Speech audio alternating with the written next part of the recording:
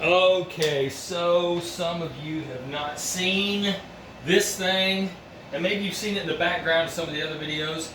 This thing has been at my house for 2 years. Belongs to Grant Young down in St. Louis, and when he brought it to me, it was a mess. Everything was here. He bought a new back glass and some other knickknacks for it. He bought some new players for the field here because a lot of them were broken. And there was no graphics on the cabinet, plus Jeff doesn't make a stencil kit for this machine, so I had to go off of images off online and then project them, and then I use a plotter. I use my plotter to make a lot of the geometric stuff, but I basically had to do the graphics by hand, replicated on both sides.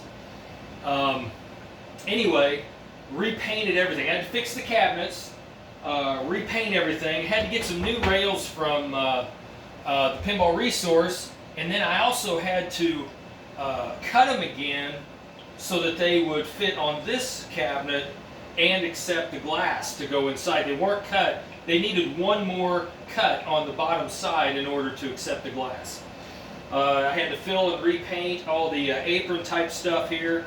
The playfield actually is like a Formica, so it was in pretty good shape. Had a ding in it here where the ball hits it all the time. But I did repaint. I did paint all the new players to look like the '62 Cardinals, because that's what he wanted. I had to repaint the field in the back glass plus the diamond. He got one. I'm not sure where he got this at, but he said he had it for almost 20 years. He's had this machine forever.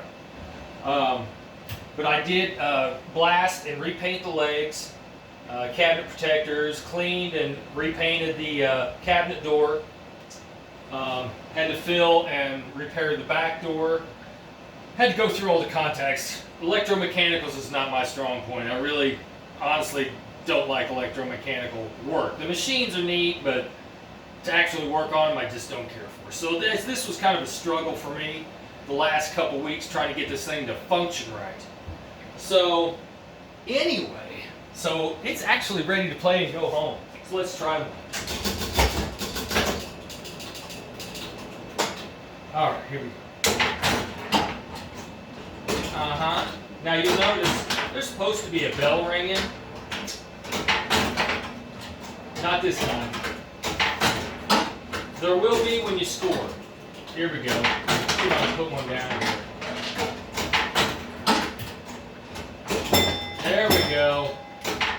It actually works really well considering. Woo! That inning was over pretty quick. Considering what I had to go through to get this machine to look like this. Wow. It's probably the last one I do. It's just more than I want to get into again on something like this. But yeah, I mean, it's a fantastic machine. It looks awesome. He's going to like having this in the basement. Woo!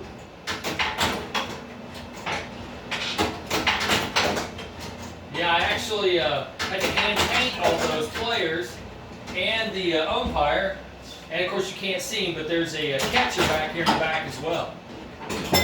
And that's tedious work, but it's all right. It's all right. Didn't mind it. I can understand now why the players ended up with broken arms and legs. And sometimes that ball, I haven't seen it too many times, but that ball will actually launch off of one of these shields and hit the player, which I was kind of surprised at, but yeah.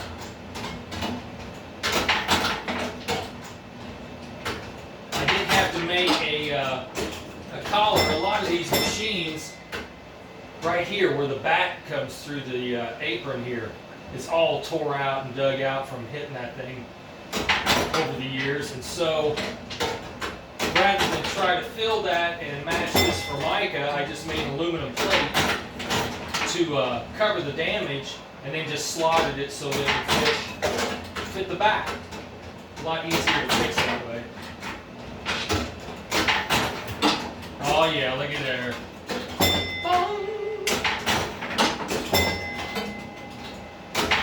More out. There it is. There it is. it actually works real well on 2-player as well. So Grant, there it is. It's done. I mean, absolutely done. And I'm done. See ya.